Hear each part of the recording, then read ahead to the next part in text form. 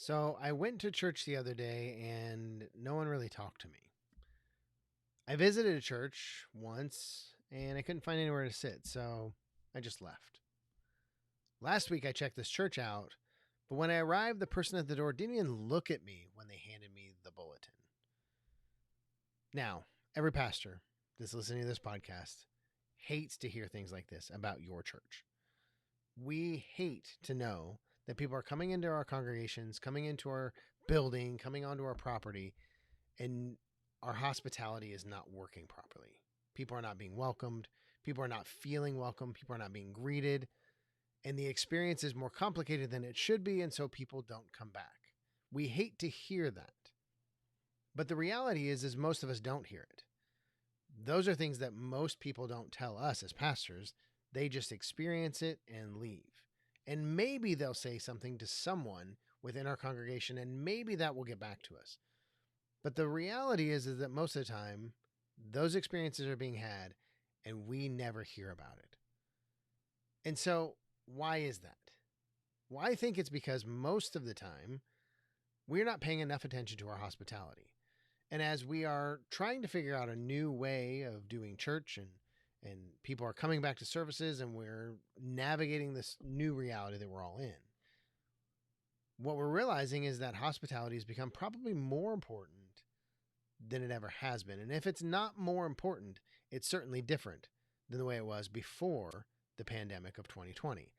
So, what we're going to talk about today is we're going to talk about the 3 ways that you can increase your hospitality game so that you can give a better experience to those who come into your church, so that more people will come and more people will stay, so that more people will stay in your services. So ultimately, they will have an experience with Jesus. They will engage with him. They will come into a relationship with him and become disciples of Jesus. Because remember, here at Ministry Hackers, we're not really worried about growing churches. We're not really worried about putting more people in a building. But we are worried about making sure that we're creating an engaging experience for people to come into relationship with Jesus. And if our hospitality is broken, then that's probably not happening.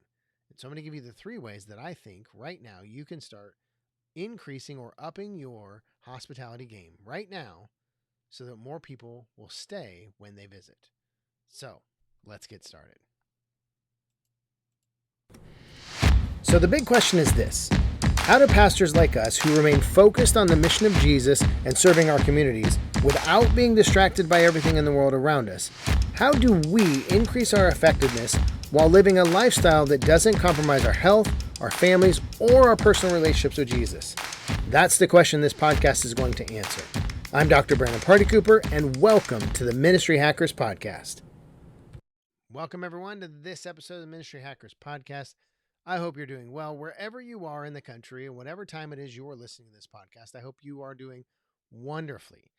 For those who may be new here at Ministry Hackers, my name is Dr. Brandon Party Cooper. I'm the host and the founder here at Ministry Hackers, and we have one goal, just one, and that is to help you as a pastor and ministry leader live your dream life in ministry. It's out there. God's designed it. It's waiting for you, and we want to help you get there and live it out. And so that's why this summer we are encouraging as many pastors as we can, as many ministry leaders, to partner with me as we try to discover what your dream life in ministry looks like. If you are living the ministry life where you are constantly interrupted by knocks on the door, you have this mountain of tasks that you need to do, you have all these things that are happening, all these meetings that you're having, and at the end of the day, when you're ready to go home and spend time with your family, or you're ready to spend some downtime or have a hobby, and you just can't because there's just too much to do in ministry. If that's you, then I think it's time for you to start seeking out and discovering what your dream life in ministry is. And that's what we're doing this summer. What I'm doing is I'm coming along pastors and ministry leaders, and we are going to discover what our dream life in ministry looks like. Over the last 20 years, I've had the privilege of working with some incredible pastors and ministry leaders across the country. And what I've learned from them and I've watched in their lives is they live the dream life in ministry. And there are certain things that they do that a lot of us as pastors and ministry leaders don't. And so what I've done is I've taken what I've learned from all these pastors and ministry leaders, and I have boiled them down to 5 things that you need to do in order to live your dream life in ministry. and I'm going to teach them to you this summer. So if you want to come alongside with me, let me challenge you, let me encourage you, and let me help you live the dream life in ministry where you don't have to choose between pastoring a growing church and spending time with your family, where you can actually have both. If that's you, if that's where you are, then I want to invite you to go to ministryhackers.com/dreamlife, sign up today, and let's walk through this summer discovering what your dream life in ministry really is so you can start living it right away. So again, go to ministryhackers.com/dreamlife and let's start living the dream life in ministry that God has designed for us, that's out there waiting for us to discover.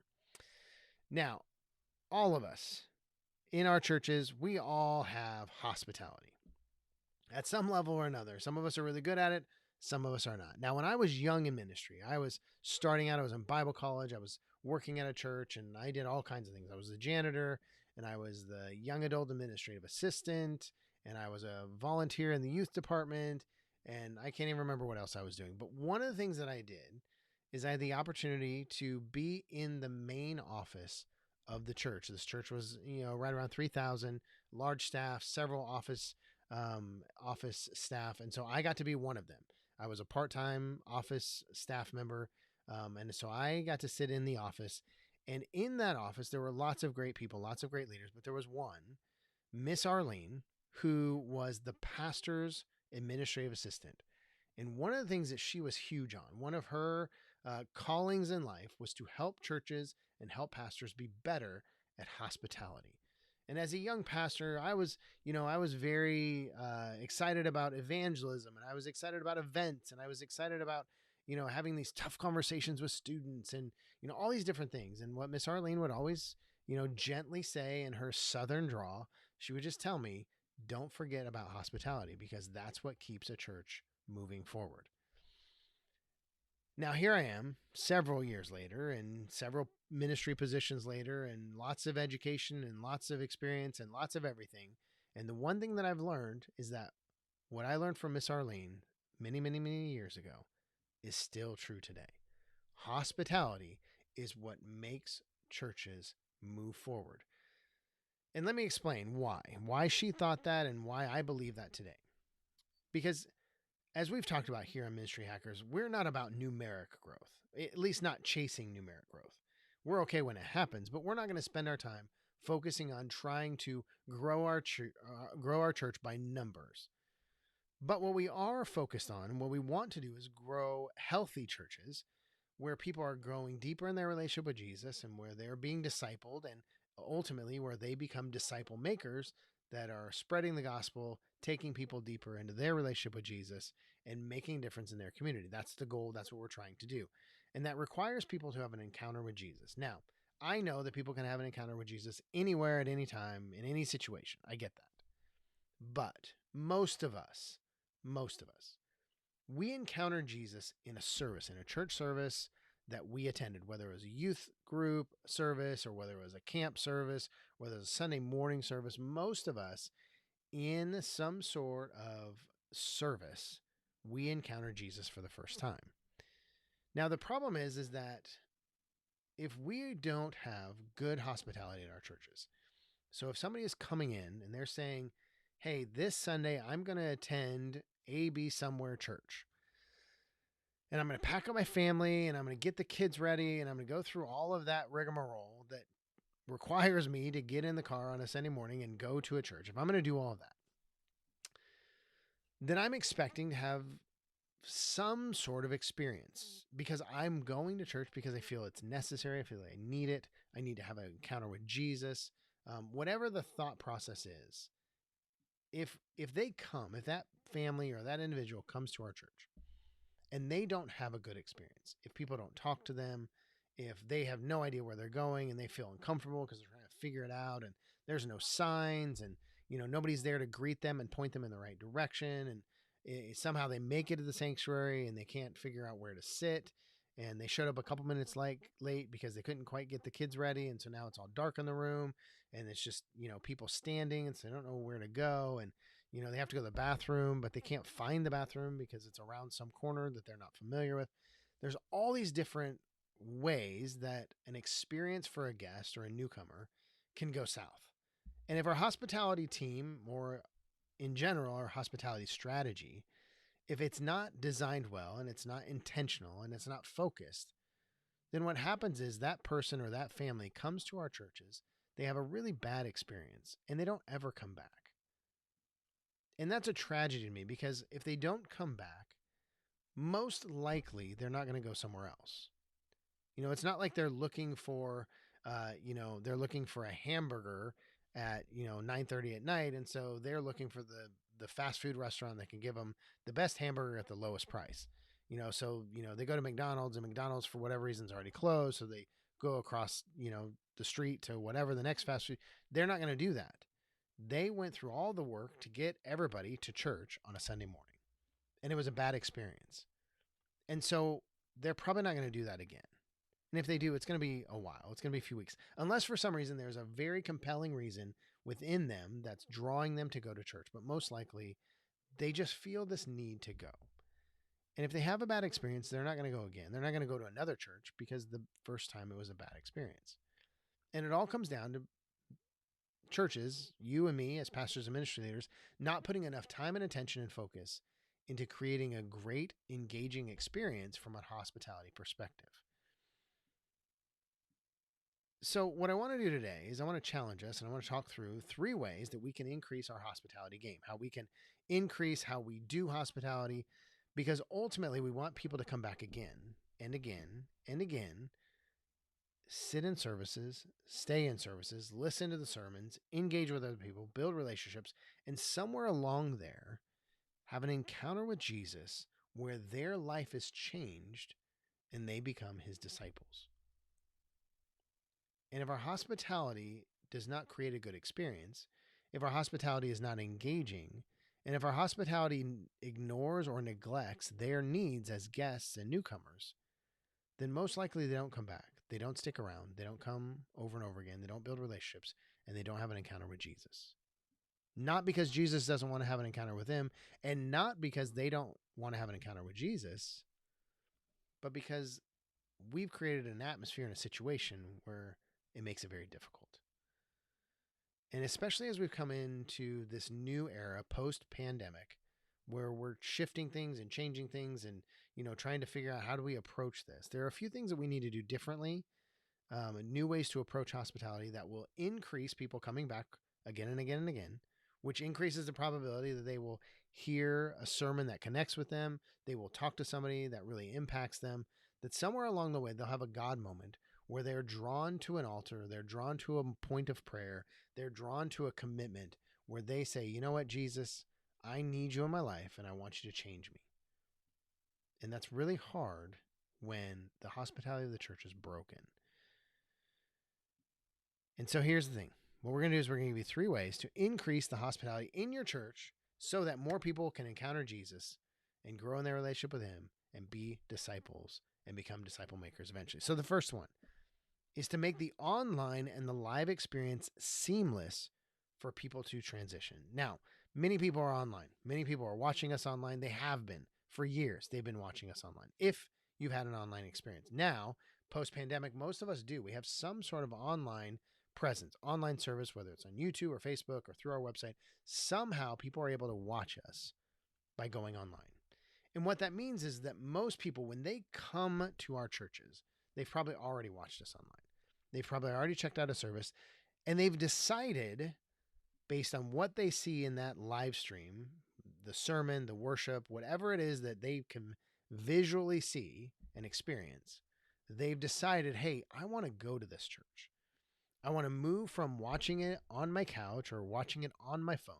I want to move from that to actually walking in the building and sitting down in the sanctuary and having the experience not only with the people that are there, but with Jesus in the room.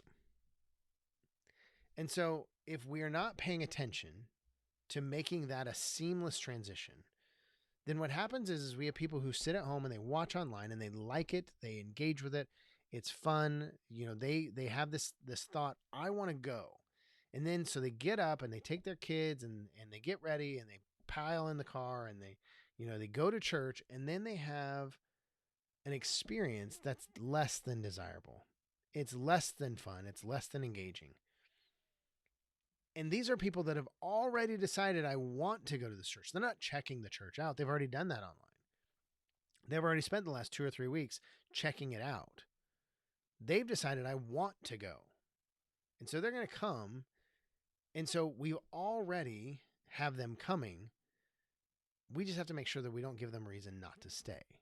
But when our hospitality is broken, then we haven't given them a reason to stay. We've actually given them a reason not to stay because their experience is not great. Their experience is difficult and challenging and clunky. And in their minds, they're like, oh, it's just better to go back home and watch online. And so how do we make this online live experience seamless for people to transition? Well, one of the things that we can do is we can make kids check-in a seamless process. People can check in online before they ever leave their home. They can check in so when they show up at church, whatever needs to happen can happen already. So if they have stickers or they have, something that you identify the kids, wristbands, however you do that, if those things are ready to go, so when a family walks into the kids area and they're get ready to check in their kids, they're already checked in. We just have to put the sticker on, put the wristband on, whatever it is you need to do. And kids can go into kids' church, and that's a seamless process. The other thing we can do is we can tell people what to experience when they come. So you can park in this area. You can, the sanctuary is this way. Here's a map of the building. Whatever it is you need to do to inform people before they ever show up on your campus what they can expect. You're going to get a bulletin, or you're going to be ushered to your seat, or there's going to be offering plates passed, or there's an offering plate in the back that you can give to that. Whatever it is that's going to happen, you communicate that and make sure that people understand they know what's going to happen when they get there. So they're not surprised. They're not uncomfortable. They're not trying to figure it out. But that transition from sitting on their couch and watching on their phone or watching on their TV to coming into a live service is seamless. And it's almost like coming home for them because they're coming into a place they're familiar with you, especially as the pastor. They're familiar with the worship team. They're familiar with what they've seen online. They're familiar. To you, they're not. They're a guest walking in. But if we treat them as somebody who's never been there and has no idea what's going on, well, then we off-put them because they're like, hey, I've been a part of this church for the last 3 weeks. What we really need to do is focus our attention on making that a seamless transition. So glad you could be with us. Here's what you can expect. And they can know coming in what's going on. So that's the first thing. The second thing, have a clear connection desk. Because the reality is it doesn't matter what you do to make sure that there's a seamless transition. There's always something that's missing. There's a random question or there's a random thing that a guest will have where they need somebody to talk to, and they need to have clear ideas of who to go to. Now, you can have your ushers and your greeters. You can have different people stationed all around. But most of the time, those people are doing things.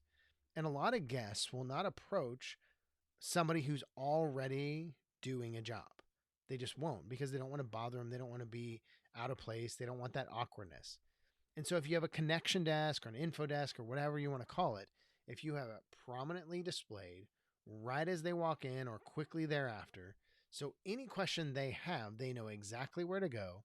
They know exactly who to ask, and they can do it quickly without having to bother a whole lot of people, without having to look out of place. And it's seamless. It's easy. It's clear. And they feel comfortable and confident because they've walked into a strange place with people they didn't know. They were able to get the answers they needed. They were able to navigate their experience. They got to the right places. And so when they leave that service that morning, when it's all over and said and done, they had a good experience because they navigated it successfully. And if we as pastors and ministry leaders are creating an environment where that is happening, a clear connection desk, somebody who's friendly, who's ready to talk, who's not busy talking to all the regulars, but looking for those people who have questions, and they're informed enough to answer those questions effectively. If that's available, then any guest, any newcomer coming in is able to navigate their experience successfully and feel like they actually accomplished what they set out to do. And that was come to church, not embarrass themselves, not feel out of place, and leave after an experience with Jesus. That's the goal. And we facilitated that by having a connection desk and making it available for any questions they may have along the way. So that's number 2. The third one, And this one I see a lot, or I see the lack of it. But the third one is assume everyone knows nothing about what's going on. Now, my wife and I, we've been to a handful of churches over the years that we weren't on staff at. And there would be an event, or there would be an activity, or there would be something going on. And when it's announced or when it's communicated, there are a lot of holes in what's communicated because it's communicated to an in crowd.